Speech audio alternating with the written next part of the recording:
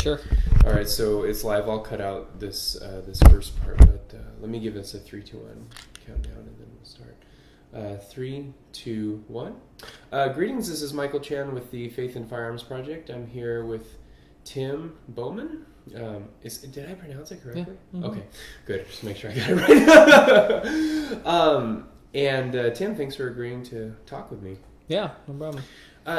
Tim, if you would tell us a bit about your own history with firearms and guns.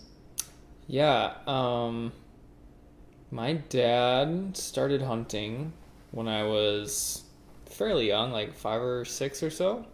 But when he started, he was archery only. And he had a friend from church who also he hunted with. And he started going out during gun season with him after a few years, and then, but he never shot. He would always just be there, like, observe and stuff. Mm-hmm. And then after a few years, he bought his own 12 gauge shotgun, and he's been using that during gun season ever since.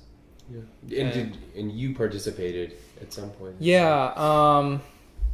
I did hunter safety when I was 14 or so, and then I would borrow a gun from my dad's friend every year during gun season.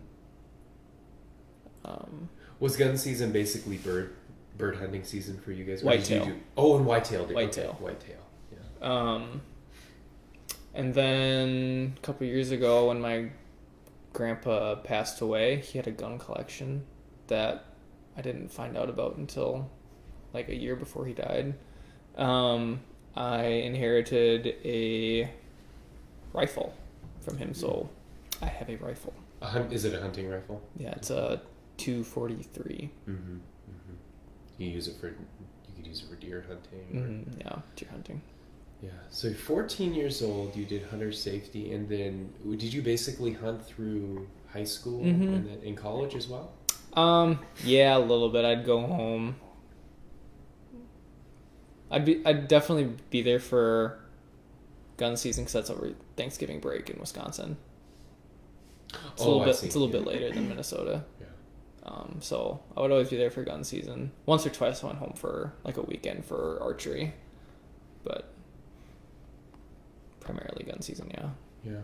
And do you think you're kind of moving into a new stage in life where you will be relatively soon getting married soon? Do you think that hunting will continue to play a role in your life? I think so. I enjoy the time, and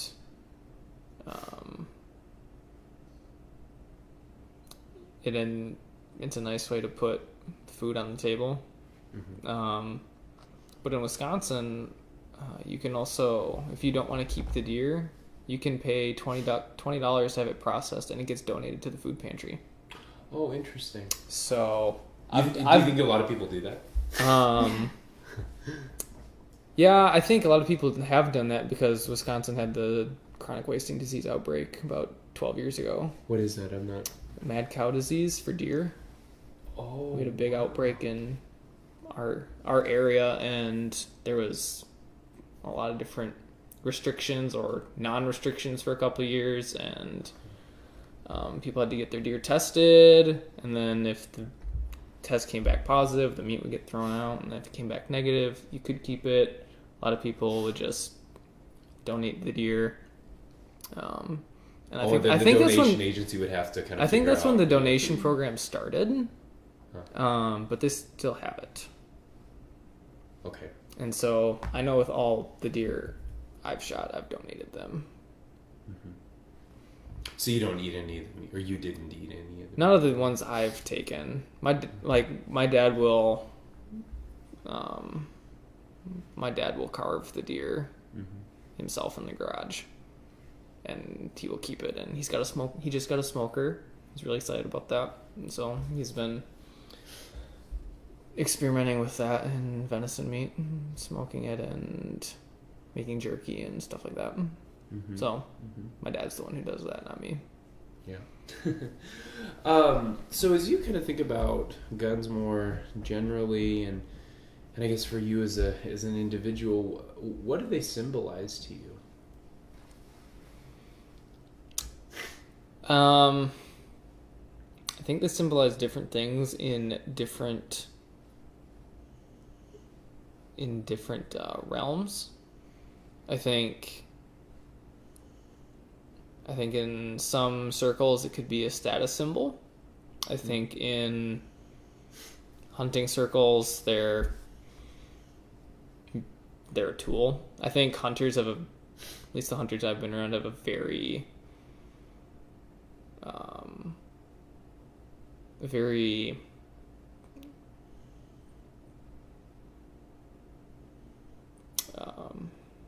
respectful view of a gun. I also think that in other circles they are a power dynamic. At least in the circles that I've been in, the people I've been around have taken every precaution with them because they can be extremely dangerous. So I'm grateful to have had that perspective that they are as powerful as they are.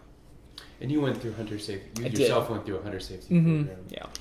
When you were, did you say you were 14? How old Something were you? like that. 14. When you were a teenager. Yeah. Basically. Yeah. And how do you remember your first encounter with a gun? I do. First time shooting one. Yeah. It was 12 gauge, and I was shooting 3-inch Magnum deer shells. How old were you? 14 or 13, something like that. Okay. And so that's a big load. I was just more concerned about hitting the target, which happened to be like a 2-gallon thing of cider that had been filled with water. So this time, this was not a lot. This was just practice. Yeah, I just remember I wanted to hit it, and I did. Let me ask you a kind of not a question unrelated to guns in particular. But you've had quite a bit of theological education, so I think you've had a lot of time to think about what it means to be a Christian. So I'm sorry to ask you to unload all of that in one setting. But when you think about what it means to be a Christian, what comes to mind? Being dedicated to the other with a capital O. I think for me that's the core of the Christian faith. Very much grounded in Luke 10, the story of the Good Samaritan.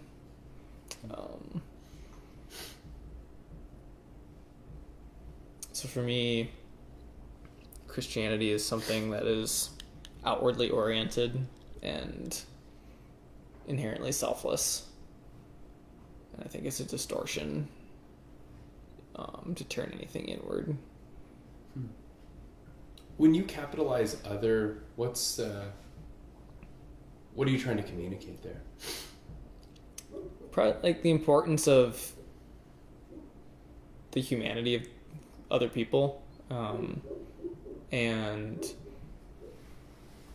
kind of a communal sense of everyone. It's kind of a non-discriminatory way to encapsulate everyone.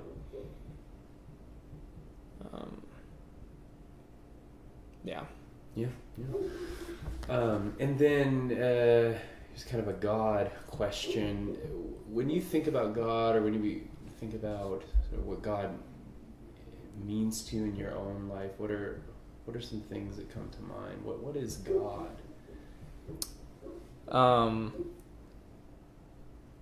think about, I want to say it's the second chapter of Bonhoeffer's Ethics.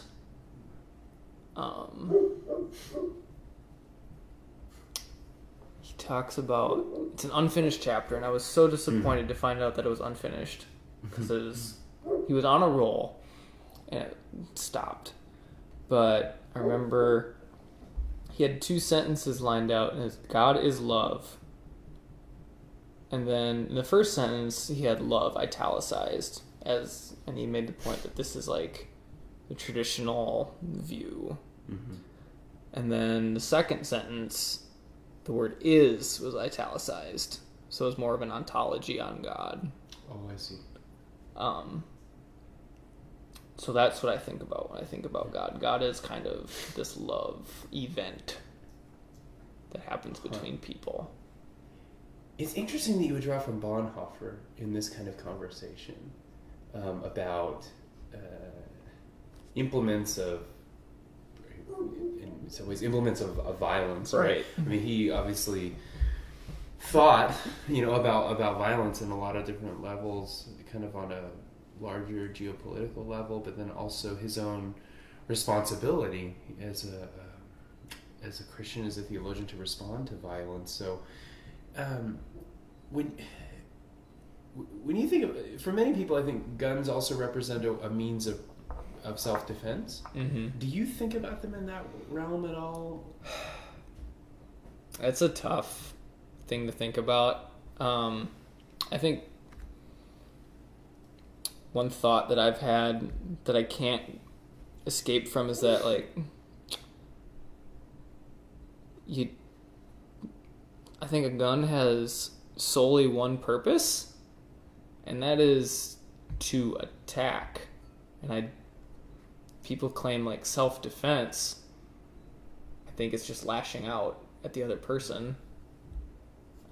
I don't see a gun as a defensive weapon by any standard definition of defense. I think of a shield as a defensive weapon, because it can't do anything but protect you. A gun might protect you, but it harms someone else or something else. And is that a disturbing reality to you? Yes. Yeah. So to think about them as a tool of, you would have a hard time thinking about them as a tool of self-defense. Do I hear you correctly? Yeah. What you're saying? So Tim, thank you for sharing those thoughts. As we kind of wrap things up, is there anything that you feel like you would want to add? Any opinion that maybe wasn't covered, or maybe I didn't quite ask the right question to bring out some things that you wanted to share. Sure. Yeah. Take your time if you want to think about it for a second. No, when I first heard about this project on the radio, the first thing that came to my mind, I had this very distinct moment. I was out at my aunt and uncle's house in Iowa. We live out on 10 acres. And they have I don't know if it's a gopher, some kind of burrowing animal that makes holes in their yard. Prairie dog, maybe, or not gopher. Not a prairie dog. But they had a .22 caliber rifle, and sometimes it sits by the screen door, so they can just see if they can hit it. Sometimes, most of the time, it's hidden in the closet.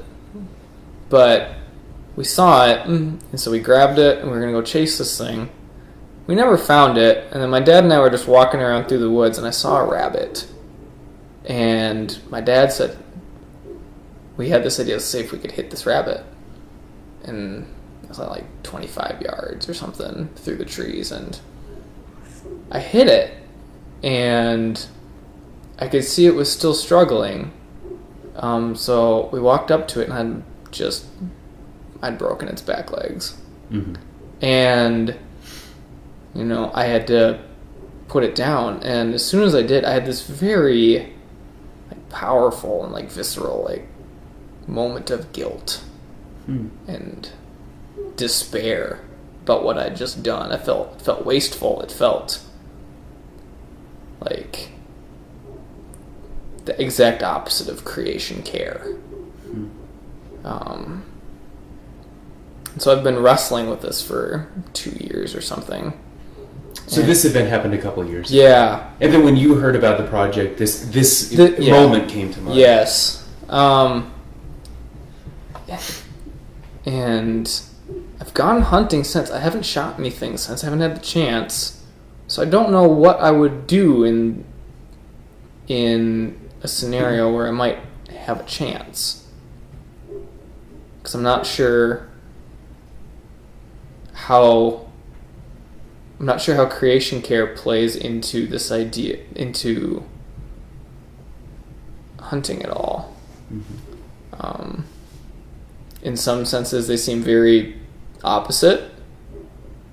But there's also the argument for actually using the meat for Mm-hmm. consumption, not for the sport of it. Mm-hmm. I think I'm more or less against the idea for the sport of it. Mm-hmm. Without using it for food.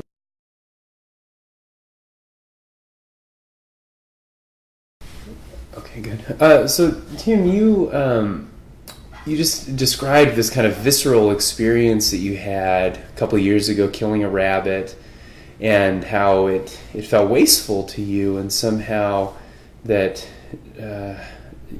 you just described it as this visceral experience that when you killed it, there was something in you that rose up, a kind of protest or something within you. Do you think that as a 14 or 15-year-old boy, you would have had the same kind of reaction? Yeah, no, not at all. So what's happened between now and then? Well, I grew up in a white evangelical household. But my dad's not gun crazy. But he's used passage from Genesis 3? Mm-hmm. Oh, Genesis 1 about subduing the earth. Is it that what Genesis you mean? 1? Yeah, the passage about subduing the earth, Mm-hmm. and having dominion over the earth, as a justification for that power dynamic over animals and such. So that's what I grew up in, and over the course of my higher education, I've moved away from that kind of worldview.